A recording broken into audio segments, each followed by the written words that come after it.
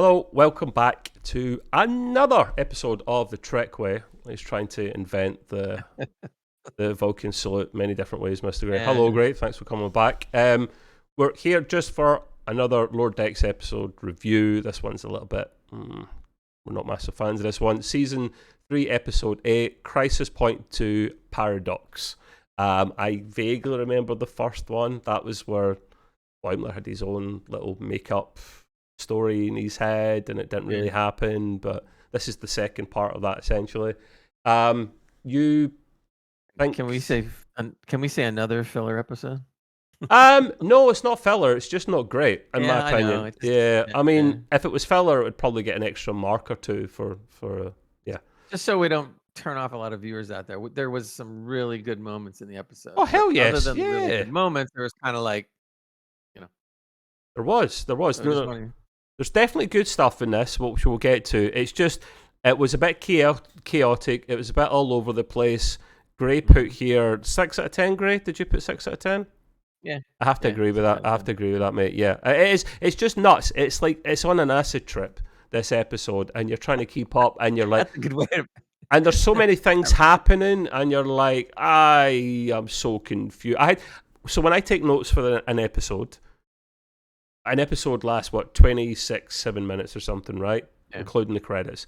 I have to pause that every few minutes, maybe more than once, to make sure I take some quick notes down. But I was pausing a lot more, not just because of notes, but because of what happened. So if I get a point or two wrong, guys, I'm sorry. You'll see what I mean when you watch it. It just gives you a sore head.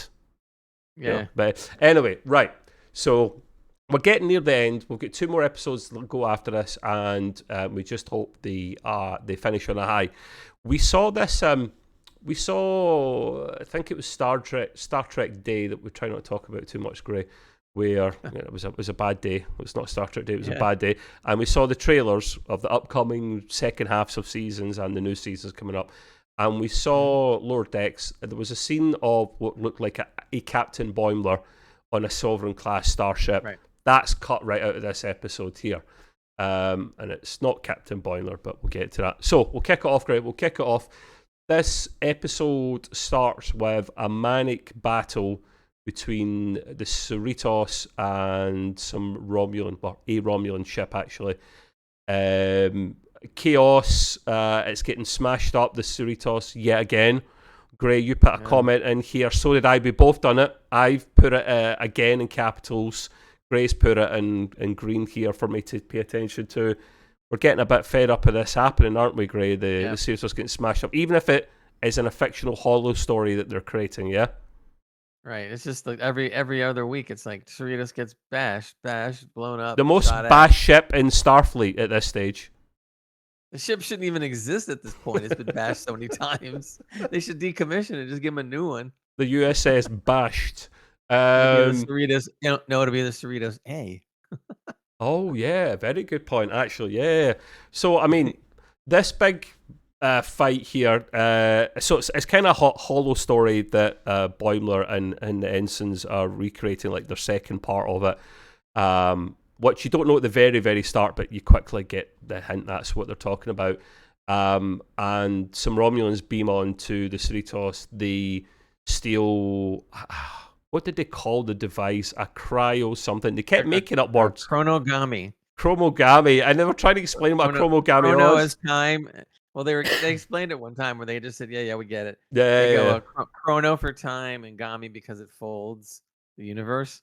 Chronogami. Yeah. Like, oh, I get it. Yeah, thank you. Yeah, cheers. There's lots of... Right, so there's technobabble in Star Trek, as we all know, right? The actors hate it for the most part. But there's technobabble of the technobabble. They made shit up here, like completely LSD trip words. They were on something. What would you say in technobabble if you were under the influence of drugs? Cryogamy. There you go, as an example. There's more of them through there. Techno acid. Techno acid. There you go. So the Romulans steal on Cerritos. There is the chromogamy device, which does time travel. It's very time travel-y type device. They steal it. They beam back. and then the Romulan warbird. It's not a warbird actually. It's the Derdex class, maybe I can't remember. It's not a warbird. I know that much. It's smashing. There's more than once. If I remember the scene right, I think there was two. I think one was a warbird. And there was one done the beaming, one done the smashing. Essentially, yeah, something like that. Yeah, that's right. Yes, he's right. So there's two of them. The Romulans beam back with the cryogami. Chronogami. There we go. I'm just going to call it. I'm just going to call it the thingy. The time crystal thing. The thingy, the time travel thingy. Yeah. They beam back with the other Romulan ship starts smashing into Cerritos like big time. It's not looking good. And then all of a sudden we get epic Star Trek TNG movie music coming on. We see a Sovereign class flying in, very much like First Contact, where the Sovereign class comes in to save the fleet from the Borg Cube, taking some of the shots. It's the Wayfarer, the USS Wayfarer, with Captain Dagger at the helm, played by Boimler, because he sees himself as a Billy Big Balls. Why did they name a ship after an online furniture sales company? An online what? There's an online company called Wayfair that sells all kinds of furniture and other stuff that you can order from them, and that's all I could think of when they named the ship Wayfarer. I know Wayfarer means other things too. Yeah. But it was just like, okay. It rings a bell, that name. I think there's maybe been a seafaring ship way back in the day that was called that. Wayfarer basically means you're just kind of a wanderer. You just you wander from places all over the place, here and there. I mean, it's a decent name, I suppose, but I just couldn't get that website out of my head, man. Yeah, I'd love to know how they come up with some of these names. A full stop, actually. Probably more LSD trips when they're doing it. Probably has to go through lots of Star Trek committees and stuff like that. What can we name it this? Well, I don't know. Let's check canon. Well, true. The whole USS Voyager thing, they weren't sure if they could call it. They were going to call it something else. There was naming rights with that and problems because of I think First Contact was coming out about the time. They weren't sure if they could call it USS Voyager and ended up settling with it at the end. But yeah, there's committees for checking the names of things, checking designs of starships to make sure they're not crap and they fit what they were going for. They're very strict with that kind of thing, and rightly so. The whole canon thing is very. I'm not gonna say strange, but interesting in Star Trek. Like for instance, the Odyssey class Enterprise F we saw in the trailer. Well, that wasn't originally canon. That was in Star Trek Online. Yeah. Like that, and so technically they say Star Trek Online is not canon. Period. The books are not canon. Period. Yeah. But when they make it from the books or the online game into a show, now it becomes canon. So it's kind of like, okay. Yeah. Yes, I see what you mean, Gray. I think, and believe me, I'm happy for the people that actually, because they've created some interesting looking ships in Star Trek Online, even though I don't really like the game anymore. But they've come up with some cool ships. So hey, kudos to them. They got a ship into canon, so that's pretty cool. They deserve all the credit they get. The Star Trek Online guys. They redesigned the Enterprise F from what it was originally in the game, so that it was a more polished version. Partly they were going to do that anyway before handing it over to Paramount. Yeah, very good, convenient. But and then Paramount done their thing and made sure it looked, and it looks very, very similar to the one in the game. So no, fair play. Yeah. So yeah, our holodeck movie story that they're all playing out at the moment. We've got Captain Dagger coming to the rescue, saving the day. But we're interrupted from this little story for a moment. Boimler is called to Commander Ramson's office.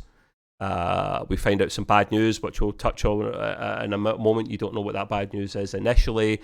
I found this amusing, Gray, that while they're doing this, this scene, it was the rest of the ensigns sit in front of their I think it was it their starting credits for their holo movie or their end credits? Yeah, the starting credits. The starting credit, yeah. So they're sitting down in front of it, like, going, that's shiny. Like, I like my character's name and such and such. And I got an image of being at the cinema, Gray, with the Star Trek whatever 4 comes up on the screen in big bold letters.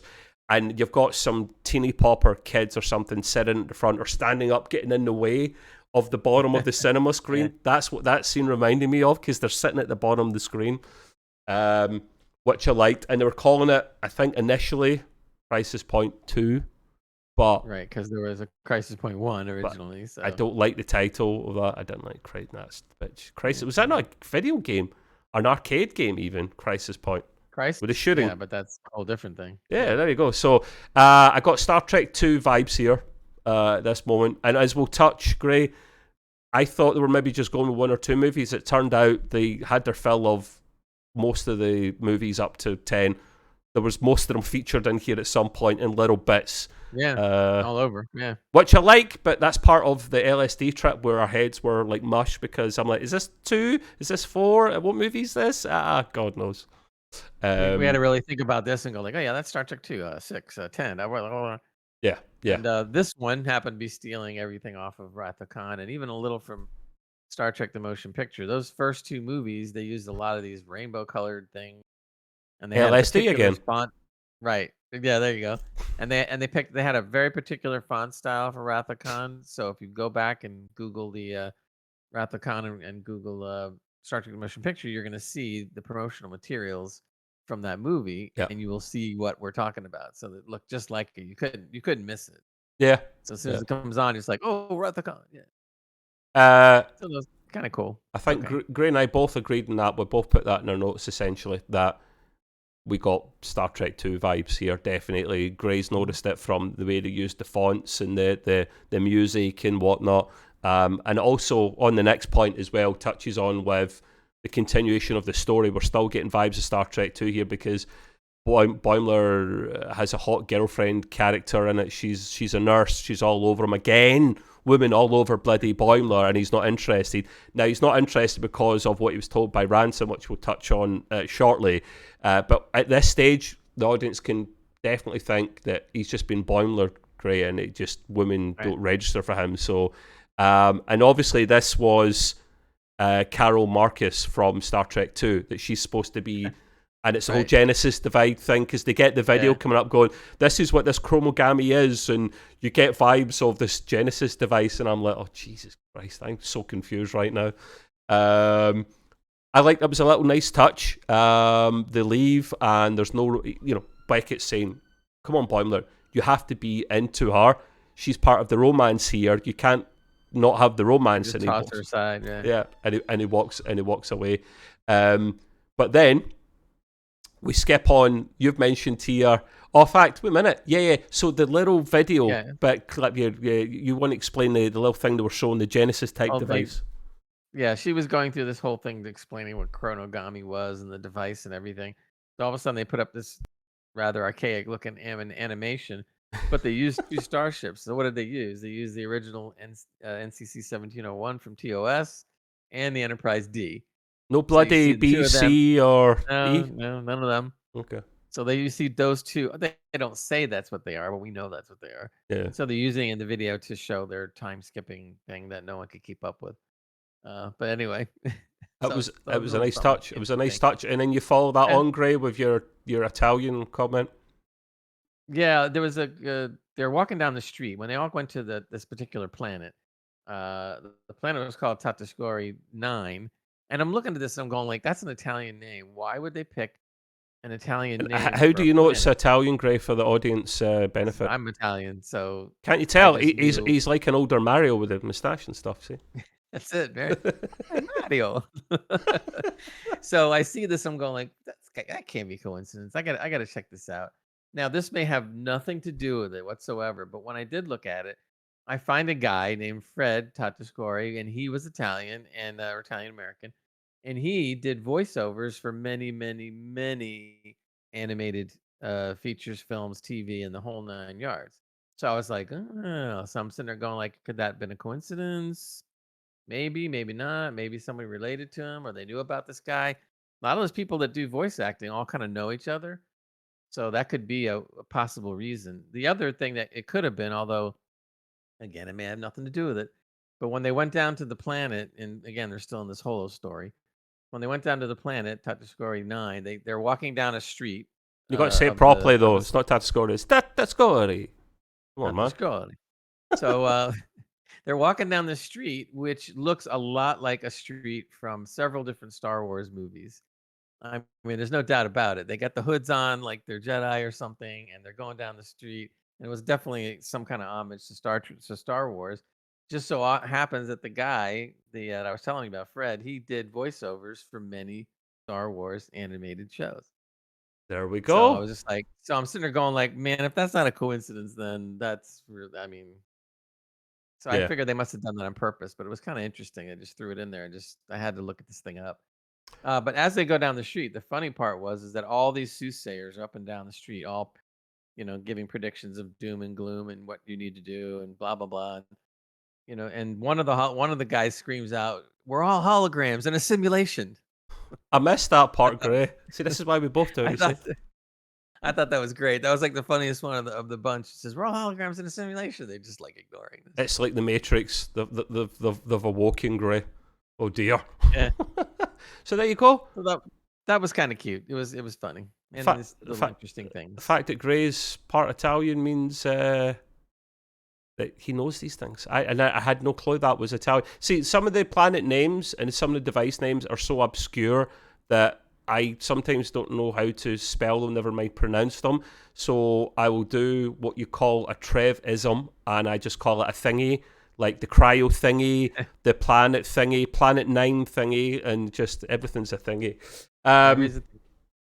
Yeah, just add to the confusion. So this bit got me a little bit confused, Gray, right? You might be able to help me with it. Mm-hmm. So back on Katascori, pretty sure they're still there at this point. Boimler seems to have given up on the main plot of his bloody Holo movie, right? He's going for plot B, right? Backup plan B. He's trying to find the meaning of life. I'm thinking Hitchhiker's Guide to the Galaxy here, all that kind of stuff. He's trying to get answers. Also Monty Python too. Monty Python, there you go. I have seen them just way back in the day, so I'm not an expert. Gray would be your expert for that. And they're trying to go after the others. Try to go after the device, the cryo thingy. I'm just going to call it that. That works. So when I say the rest of them, it's like Tiana. It's Carol Freeman. To be honest with you, even you're showing it right now. I couldn't keep track of which crew was going which way and who was in which crew and where. You're not alone. I'm like, you're not alone. Who? Wait a minute. So we don't need to get it perfect, but certainly it was Tiana, it was Shax, it was Freeman. Freeman's not the captain in this at the moment. It's Pips told you otherwise, but yeah. Yeah, Pips told you otherwise. We'll get to who really is the captain at the end of this. But so I'm more interested in the original plot B, plot A, which they're not doing after anymore. The main crew are going after that, while Boimler goes a bit nuts. So they go after the device. It gets activated. It's too late. The Romulans go through with it. Our favourite doctor, Dr. Kat Tiana, goes, oh shit, and it's beeped out again. So we got a lovely doctor back swearing again. Gray, we're surely it would have been a 5. See if there wasn't cursing from her. It would have been a 5 out of 10, but she brought it up a point by going back to her cursing. And by the way, that wasn't the only scene where she was funny either. So yeah, what really made me a little ticked was that Tiana, or as I call her, Tiana Cat, she has not done jack in the last 3 episodes. I mean, she hasn't even spoken in the last 3 episodes, and I'm like, you can't do that. Yep. You got to have her say something funny or do something funny every episode, or at least every other episode. So for 3 episodes, she does nothing. And then finally in this one, she has a couple of things she says, which, like Trev said, actually brought it up a notch. Yeah. And Shax, too. Shax had a good line we'll get to in a minute. Who's your favourite out of Shax and Tiana if you had to pick? It's Tiana for me. If I had to pick, I would, I'd go with Tiana. Same. Yeah. In fact, what I would love to see, I mean, I don't know if we'll see it one day, but I would love to see them write an episode that's just Tiana for the whole episode. Oh, now you're spoiling me. Or at the very least, if you're going to follow 2 plot lines, because they do that a lot on these episodes, then one of those plot lines has got to be Tiana. Yeah. I mean, you have to. And if you do it right, that could be real funny. Because there's a lot of stuff I could think of that would be just hilarious. Yeah, agreed. So maybe keep fingers crossed. We'll see something like that. Well, look, to give you an example, remember the one, I can't remember the episode now, where they're in the holodeck and Tiana and Shax obviously get it on with each other, and they're pretty close and everything. It's one of my favorite That scenes. whole sequence is hilarious. The two of them got to shine in that one sequence of the bank robbery and everything. It was brilliant. It was so good. Yeah, I mean, I love that. That was just so excellent. More scenes of those two, please, would be brilliant. We would take that. So we got a plot A and a plot B within this Holo movie, right? And it is a total complete and utter cluster, FUCK, big time in this. But we're trying to keep up with best as possible. So bear with us, please, guys. So, Beckett and Boimler have a bit of a fallout next because obviously we're confused as the audience, so are the bloody characters and Lord X. Beckett doesn't understand why they're giving up the main story and they're going after this silly side story because we don't obviously know at this stage what's going on with Boimler. He's going a bit cuckoo, to be fair. Turns out, we find this out after Beckett speaks to Ransom that Boimler's twin that was in a Titan had died. Some freak. William. Boimler is in William. Yeah, we like that. Boimler. William. Did you just make that up on the fly? Well done. No, William. Boimler. That's good though. Yeah. He's passed away. Some mad radiation freak thing. Freak accident. Some kind of gas got in and killed him in his sleep. Beckett feels awful because she shouted back at Boimler before. Let me interject something for a moment. Is this the awkward thing? No. But during that whole... in some respects it is. But it was so weird that how Boimler was obviously acting not himself. And then later on, he started having like a semi-nervous breakdown. Yeah. Right? And yet, none of his friends notice there's anything wrong with him except that he's changing parts of the movie. And I'm sitting there going, you got to be kidding me. But why, though? They maybe think he's acting out the story or something, though. No, you can't, though. But he was doing this over and over again. The sad face, the total out of character thing. Big baggy, big bags under his eyes. Yeah, right. Rewriting everything, not caring about stuff. And they're just like, oh, they just think this is all normal. And, and so if you're friends for that long and you're in close quarters, especially in the lower decks, right? Yep. You pretty much know each other fairly well. Maybe not exactly, but fairly well. Yep. And yet they don't notice anything. Nothing at all. So I'm sitting there going like, this is dumb. Really dumb. And so then there's no explanation. They just plot along. And then the whole sequence where Ransom tells Beckett that he died just, I don't know. Maybe it was me, but it just felt really awkward. Why did it feel awkward though? Because I don't agree with you there. Because I was trying to figure out whether he was trying to be serious or funny, and he was kind of like serious. And I knew he was serious. Funny. Yeah, I didn't get that impression. Then he started to treat it as if it was kind of funny. Yeah, that's just Lord X. Like, yeah, I think, right, but you don't do that. I mean, I think it's a humorous movie. It's supposed to be funny. I get it. Yeah, it's because they're friends. Great. It's because Beckett and Boimler are friends, and Ransom knows that. So he's just asking. I assume you've heard of such and such. Is he okay? What do you mean? What's wrong? What's happened? Oh, did he not tell you his twin died recently? And she's like, oh shit, So. But then Ransom's a bit goofy anyway, isn't it? And you don't take him seriously. Plus, Lord X is a bit silly anyway. So maybe that's what confused you. Because you're like, he's just said someone's died. I'm a bit confused. But this is a comedy. What's going on? I wasn't expecting it to be like, all super serious. But at the same time, it seemed almost as if it was just he was being very flippant about it at the second half of the announcement when he was talking about how he died. Yeah. What a way to go. Yeah, I know. But anyhow, we digress as we do. We move back to the main plot line of the Holo movie. And do we really know what it was?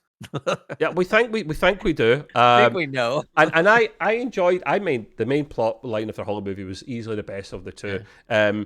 But I love this because they're going from time to time using the cryo thingy. And they end up going back to the past in 1982. But I found it hilarious because as soon as they arrived, they're like, where are we? And Dr. Tiana just uses her nose to go, 1982 or something. You're just like, wow, that is good, man. She is good. How does she know this? That's amazing. That was cute though. That was great. It was typical her. And a She's gonna great, come up with something that only she can do. Or Gray noted below here, and it's similar to myself. I did say I got Star Trek 4 vibes here because they were rescuing an octopus as opposed to obviously the whales. So they're borrowing from a lot of these movies here, which is great. Shame you never got to see them try to put an octopus on their ship, which they didn't have, because that would have been hilarious. you know what? It's funny you said that, because when they said they were gonna go rescue, I was waiting for that. I was waiting for them to beam him out and stick him in a tank or something like they did in Star Trek 4, and they didn't do it. Why? Like, oh, Come on, man. Come on.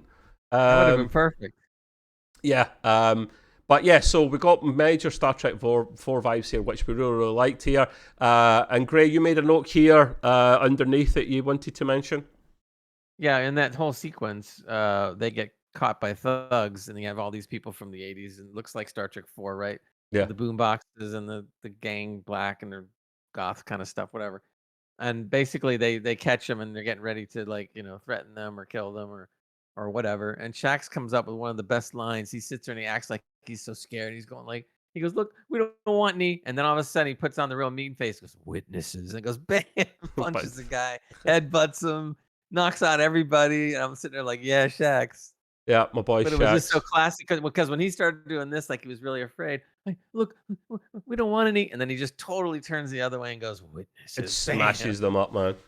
It was great. I loved it. Because that whole scene there, that was Rutherford at the time was trying to steal all the biker guys' clothes. Not taking. He wasn't taking things very seriously here either.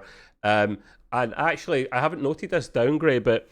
I got vibes. I thought of the character from Star Trek 4, the guy on the bus playing the boombox, and he's really loud. Right, Spock has to go up and kind of, put him into action. That same character you've probably seen this in Star Trek Picard Season 2. He played his older self on the bus. And I thought it was either 7 or 9 or Raffi. And it goes, and instead this time of going up and giving the Vulcan nerve pinch, they just go up and go, "Would you please stop that? Wrap that music, stop it." And then you expect him to react, but then he goes, "Oh, I'm sorry, I'm totally," because he remembered what happened last time he played loud music. Spock went up, so he totally shit himself. Yeah. I love that scene. It just gave me vibes of this right off. I didn't even notice that one. That was good. There you go. This is why it works, Gray. This is why it works. There's no I in team. The problem was Picard Season 2 was so bad that it was hard to notice those things. Yeah, this is true. Gray's still going through therapy. He's still seeing his therapist to try and recover from that.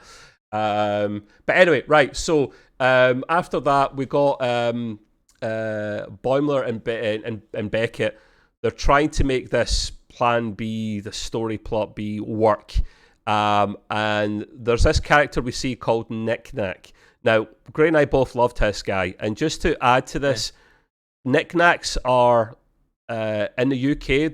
They're crisps or chips, as you call them in the States. As soon as I saw that, I'm just thinking that's my favourite bag of crisps right there. I'm absolutely loving it. This guy Knick Knack. He's a little bit goofy. He's a little bit like if you've ever seen any of the Thor movies, he's like Meek. He's like Meek, the little guy that Korg holds, the stone guy. He holds the little guy. Yeah. He was dead. Was he dead? Was he not dead? He's a bit like him. He's a little bit goofy and silly. See, over here, it's funny because knick-knack means little things. Like, that means it means the same here, Gray. That's where they got the idea to name it a bag of crisps. Because they're little bits. Okay. They're little bits of... They're not proper crisps or chips. They're like made out of maize. So they're not proper potato. Whatever, I don't know how you make them. But anyway, yeah, the same thing, Gray. So yeah, Boimler and Bex or Boims and Bex, are trying to make this story work. They're in jail at the time, in story. We have to add this, because sometimes you don't know what's reality from their story, from plot B in their story to reality, and we have to... Bear with us, is what I'm trying to say. Yeah. So yeah, Knick Knack comes to the rescue, bust them out of jail. Their little sidekick character that bumped into. And then, Boimler goes, "I love you, Knick Knack." And Knick Knack goes, "Yes, and I love you. I'm in love with you." And then, and then Beckett like, just goes, "Oh, there you go. There's the romance story we're looking for." I liked him. What did you mention after here? Purple head, Gray? Yeah, because I noticed every time he talks to Boimler, he goes Purple Head. Doesn't call him Boimler. I'm going like purple head, and then I'm realizing when you look at his hair in animation, they make his hair purple, even if Yeah. it's not really purple because you only can do whatever colors in animation. So he sits there and goes like purple head, and I'm going, oh, okay, got it. Now I get it. So he's And purple head. he doesn't, Knick-Knack doesn't talk properly. He's a very much like, he's a bit like, I don't know, a better spoken version of Yoda. You know, he's not back to front. He'll just say things like, "Oh yes, agreed, purple head. I like the way you talk, purple head." You know, he's not quite properly there. I like But there was one scene Becca calls him Knack Knack, and Boimler goes Knick Knack. Knack, yeah, I remember that. Yeah, well, Knack. So yeah, we love Knack. He was one of the stars of this show, I think. We then have Boimler confronts some creepy map guy. Now, this guy, he's trying to find answers. His back is literally made out of maps, and he's all saggy and old, and it's just disgusting. Like, I was, It's like he weighed 800 pounds and now he weighs 100, and all the skin is still there. Yeah, and you're trying to make maps out of this, and he's trying to get clues to where he needs to go to find out the meaning of life. Again, Hitchhiker's Guide to the Galaxy, because 42. 42. But listen, Gray, that's a little, again, we diverse. That's what we do here. Often I will do this in real life. When someone comes up to me at work and they'll go, I've got a question for you, Trevor, and I'll go, 42. And majority of people will go, huh?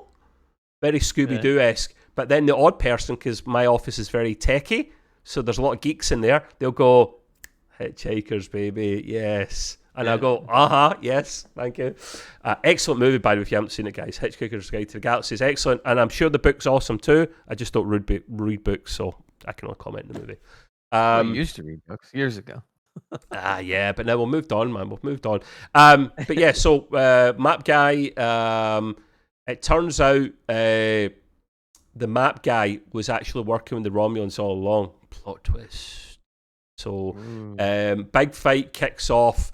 Knick-Knack morphs into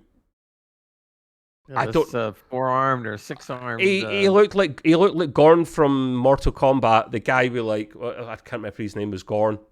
The guy with like many arms. You're talking about. Yeah. So Gorn Star Trek, what am I thinking? But yeah, so it looks like Knick-Knack's been to the gym. He is buffed. He is beast. He's smashing everything up. I absolutely found that hilarious. And then we go back to the original plot A of the Holo movie, which this is the one we preferred. This is 2161, found in the Federation. We've got notes here, Gray, of Star Trek 6, The Undiscovered Country, Star Trek 10, Nemesis. I'm getting Nemesis vibes because of they've got this little device. It was like the device that in the Romulan Senate that Shinzon set off to like basically vaporize everyone, and we're getting this vibe here from the little device here, so it gets a bit confusing.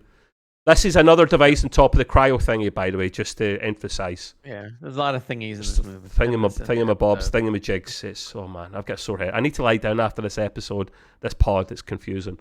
But yeah, so we get vibes of a couple of movies here. Now, Tiana, this is sad, very sad. We should have done. But it's only a holodeck. So it's not real. It's not real. Tiana takes a phaser shot to save Rutherford and Tindy when the Romulans are going to take out, because we get Star Trek 6 vibes. We're on the country and we're getting a speech from the Federation president, and it's diving in to take the shot. And I'll let you finish this bit because I know it's also your favourite character, Gray. What happens with the Doctor at the end? Yeah, Tendy's like crying over her, even though it's a holodeck, but whatever. She's crying over her because Tiana's dying slowly, being vaporized, but because she got shot or whatever. Yeah. And then all of a sudden she just says, "You'll be okay, you'll be okay." And Tiana, typical Tiana, looks at her and says, swear. Just don't bullshit a bullshitter. With the beep, beep, beep, beep, beep. She's like, "I'm not okay, I'm dying." I thought that was great. It was perfect. Don't tell me, you idiot. I already know I'm dead. Yeah. Those bits bring it up from a 5 to a 6. This is what we want. We want more Dr. Cat. We want her cursing and swearing. That's her thing. That's her shtick. Yep. So please let her do that. We both had a chuckle at that. Tindy's very upset about this. She's very upset, even though it's not real. Rutherford actually, following on from that, he makes a comment. He says, "Woo, smells like fried Romulan in here." I chuckled at that. And Tindy's not Oh, yeah. happy. She says, like, why are you not taking this seriously? And he's like, what? This is it's just a holo novel, like holo movie. What's chill, relax. And she's upset because she's trying to take it seriously because she wants to become captain one day. And Rutherford is like, "Oh right, I'm sorry. I okay." He's like, it's totally fine. I will treat it seriously. I would totally see you as a captain one day. I'm behind you 100%. She's like, really? He's like, yeah. And they make up again, and they're all happy. And then Now, she becomes captain if she wasn't I got to captain before. interject again now. Why does Rutherford realize in fairly short order that Tindy's upset, and he knows that she's more upset than normal, And give her a and kiss. he immediately talks to her about this, and yet when Boimler went through all this for half the episode and was having a nervous breakdown, nobody notices anything. Yeah, because they're a couple unofficially. That's why. I think he But recognizes they're it more. Maybe. friends. That's the whole I thing I'm trying to know. say. These I are know. close friends. I know. But That was so dumb about the scene. I'm going like, as soon as I saw it, I go like, so he notices, which makes total sense, but nobody notices Boimler was having a nervous breakdown. Like, great. It's not okay. real. It's not real. It's not only Star Trek. It's a comedy and it's animated. It's not real. Yeah, They're taking it too seriously. we expect certain things out of this. We do. They're just series. Star Trek fans. You become a bit anal like that. But yeah, so if she wasn't captain before, because it's very unclear in this bloody episode, she certainly becomes captain from then on and takes the place of the lead character for the end of the Holo movie there, which I was a big fan of because she kicked ass a little bit, to be honest with you. They go back in time again, and they basically restart the Holo movie from the beginning. They're trying to make it properly, but what they do is they kind of like zoom through it kind of a lot quicker, like the main bullet points there. They basically turn the device into a bomb and save the day. Ta-da! The way it maybe should have been, but it didn't because Boimler had a bit of a nervous breakdown, his sidekick dying and whatnot. So, now we'll go back to Boimler and Beckett Gray. You want to tell the people what happened next here? We got some Star Trek 5, the Final Frontier vibes, didn't we? In the next section. Along with the Hitchhiker's Guide thing, you're listening to Boimler's been looking for this guy that's supposed to know everything. Yeah. And he goes through all this, and they end up on a planet where this thing looks like a talking mountain or something. And obviously, he's a god of some sort or whatever. And he's hoping to get all the right answers out of him. And of course, he's not really getting the right answers. But they brought back the vibes of Star Trek V, where Kirk is talking to a god or godlike creature or the real god or whatever. And they're all saying a bunch of useless quotes back and forth that make no sense. And it was funny watching the holodeck trying to write quotes on the fly. And these are like quotes that you've heard before, Confucius and whoever, Abraham Lincoln, whoever they were that said these things originally are coming out and they're going like, what are you talking about? So the whole thing comes right out of Star Trek V right there, which is kind of interesting. Yeah. I had a little chuckle at that. I just like the nods to these movies here. Boimler's still cracking up at this stage. And sorry if my video's going a bit nuts. It's getting a bit darker here, and I think my camera's struggling with the green screen because of lack of light. But anyhow, we're near the end, so it's all good. I like the fact that Boimler then started kicking the shit out of the god, essentially, this mountain creature thing. Start kicking it, I want answers, to the point where some of it breaks away and he starts crawling in, trying to find answers inside here, which was a bit nuts, slowly but surely cracking up. This was one of my joint favourite bits. I don't know, maybe my favourite bit here. George Takei's back, boys and girls, Captain Sulu. The exact same scene from Star Trek 7 Generations, where Kirk is in his barn in Iowa with the horse, but this time it takes the place of Captain Sulu. One thing you forgot to mention, when the scene started, there was a mailbox outside the home, and on the mailbox it says Kirk. Yeah, but what The happened? mailbox. Yeah, but Boimler picks up in that. He's like, I thought this was Kirk's place or something, and that's when Sulu goes, "Oh, it was. Yeah, I bought it off him, or I took it over." And I was like, I like that little touch there. It's like I'm taking it now. It's now my place. Quite right. He goes, Kirk's off running around some timeline or something. I don't know. Yeah. We like that. And in all seriousness, they need to get Shatner back for. I don't know if this probably takes place after Generations, which would be difficult. But I am really getting sick on Shatner not getting invited back to do some cameo or something or some voice line. I mean, they do so much garbage with the holodeck. They could bring him back for the holodeck. Yeah, seriously. Way to do it. I'm getting a bit disgusted about the fact that he's not. Maybe he doesn't want to. Although I doubt it, mate. He's Star Trek daft. Nah, I can't see it. Can't see it. But anyway, so we love this scene because Captain Sulu's back. And we do like Sulu, to be fair. Now, he's asking all these questions. He's asking too many questions to the point where Sulu's just like, like basically shut up now. And then he says, you're asking too many questions now. The horsey's going to bite you now. And it does. His horse literally bites him as if it was like a zombie apocalypse movie. And then he wakes up kind of screaming a little bit now.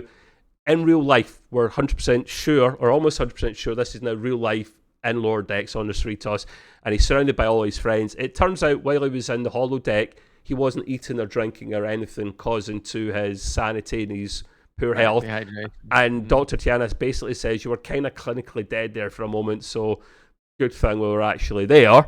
I think I say this is one of my favourite scenes, but it's kind of joint favourite, Gray, because this fella here at the back, the Defiant's back, baby. Now, I don't know if it's the Defiant class or the Defiant, because I didn't pick up the registration. Yeah, there wasn't a name in the... And to be fair, it's because it was Section 31. They don't advertise. So I think the Defiant is the Defiant class, isn't it, if I'm right in saying? Sure. So, yeah, it's a Defiant class at least shipped there anyway. We see Boimler's twin, Boimler, as we've now named him. He's still alive. One of the Section 31 people that we don't really see clearly has got a hyperspray, wakes him up and said, we had to fake your death. We want you to come and work for us. We're definitely getting William Riker vibes now. They faked his death, basically. I love that little touch. Now, Gray, you mentioned here, I think we both did, but you initially brought it up here that we kind of mentioned something like this in the past about the Defiant, Section 31, etc., yeah? Yeah, we have another video you can check out where we go over the ships and stuff in Star Trek. I believe it was that one, because we had mentioned what ships we like the most. And when we got to the Defiant, Trev and I were talking about, where is the Defiant? I mean, is it still around? Is it the class? Did they get rid of it? It should still be there. And we both agreed that it had to still be around. Then I all of a sudden just went, wait a minute, why wouldn't it be with Section 31? Because it would be a perfect Black Ops ship. Yeah. And we both went, yeah, that'd be great. And all of a sudden, it's almost like we wrote the episode at the end of this. This episode, the teaser. You can thank us. Is that you see the Defiant? The Defiant fades in from being cloaked, and all of a sudden it's like the Defiant, and then all of a sudden did you see it decloaked? Did you see it decloaked, Gray? I don't remember seeing that. I thought it decloaked. I thought I saw some shimmer. I'll have to go back and look. Well, but then they started bringing up Section 31, the black pin, the black communications pin, which was actually pretty funny because Boimler goes like, "Well, if you're so secret, why do you have this pin that clearly shows you're Section 31?" And it's just a black one. The Section 31 is just a black one as opposed to the normal one, which I find hilarious. Yeah, and then he goes like, "You want to be dead." Yeah. We can make you dead again. He goes, and he just I'll wear it. It's fine. That's fine. It's a good point in this section, Gray, because obviously my baby's back. My favourite starship's back. Spoiler if you haven't seen our favourite starship video. Definitely go back and check that one out first. I love the fact that a Defiant, let's assume it's the Defiant, why not, is back because it has to be used somehow. Sure. Now, at this stage in history, I believe, Gray, and I may be wrong, because it's kind of current Star Trek-ish timeline, the Defiant should be allowed to use cloak now because the Romulan Star Empire is no more. Well, it is. It's there, but obviously Romulus went kablooey. Right. And the Treaty of Alderaan, where they're not allowed to use the cloak, and that's basically null and void because the species on their planet doesn't really exist for the most part. So they are allowed to use cloaking, You just don't see much until you get to Discovery season 3 and 4. The Klingons have been using it too for a while, and I always kind of wondered, well, the Klingons use it, and the Romulans but they're allowed to. They didn't say nothing. We don't use it. They didn't say nothing. No, it was us that signed it never because used we're to say idiots. anything. Well, that's the reason why when finally Defiant came along and it did cloak, then I'm like, okay, now we're talking. Like you should have something that cloaks.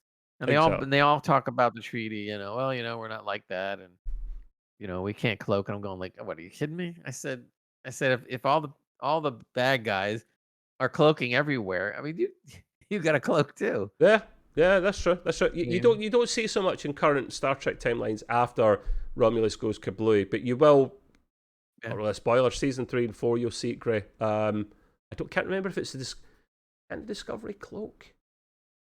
I can't remember, but certainly some of the ships. No. In season 3 and 4, in season 3 and 4, this is the future. Remember now, the Treaty of Aldron doesn't exist, so some ships cloak. I just can't remember if the Discovery cloaked. But yeah, so Discovery just flipped around like this and used their mushroom power to go wherever it still does. It still does. Yeah, Mario power, as I like to call it. I'm sorry, that whole sequence where it does the flipping thing just gets me. I'm just like, agree. I would love that if it wasn't kind of. It's not ruining canon. It's just not Star Trek, because if it was in a general sci-fi movie, it would be a brilliant way to travel. But it's just not based in anything scientific at all. So I would expect the flipping thing to be. I know we digress, but I would expect the flipping thing to be like a Doctor Who effect. Yes, it's not practical. That would make total sense to me. Yeah, it's not practical. But Star Trek, it's like, are you kidding me? It's like a Tonka toy. You're just gonna flip it around. The rest of it, see when it almost jumps or bursts up quickly or down quickly, then appears where it is. I could maybe get down with that. That's fine. But yeah, that is a little bit of a silly mechanic, that really Doctor Who-esque. But yeah, so I loved seeing Defiant come back one last time. Brilliant. It's bloody well not used enough, and I'm a bit sick of it. Like to know more what's going on with my favourite class. But yeah, that's wrapping up for here, guys. That takes us to the end of the episode. Thank you for coming along. As usual, if you don't mind and you like this kind of Talking Heads video, please give us a thumbs up, and a subscribe would help us massively, please. Thank you very much below. We do put this into podcast format, so if you don't want to see our faces, we all podcast platforms, whatever one you're on, we're going to be there. Just look for us, The Trek Way. And don't forget as well, general entertainment chat as well, which includes a little bit of Star Trek, Marvel, DC, other things that are popular on at the time that we talk about. Gray's Green Room, he's got his own pod there as well. I join him for that once a month. It's only on podcast platform at the moment, but we are looking into doing the YouTubes for that also. Lastly, our Twitter, The Trek Way. If you follow that, you always see when an episode goes live, and you can join us. We do have a Discord, but it's from our gaming community, Extreme PC UK. If you just search for that website, there's a Discord link. We have our entertainment section at the bottom, where we talk things, all entertainment, including Star Trek there, so all the boys are in there. But yeah, I think that leaves us there. Great. Thank you for coming along, mate. We will wrap up from there, and we'll see you. Oh, yeah. Well, we've got a special coming out next week. James doing the interview that Gray done back in the 90s as part of his one of his older jobs. I've heard that it's brilliant. Gray turned it into a video, which we appreciate, Gray. We're going to release that on Monday, so subscribe for that and you'll get it automatically. But yeah, thank you once again, people. We'll love you and leave you, and live long and prosper, I guess. See you later. Bye-bye. See you.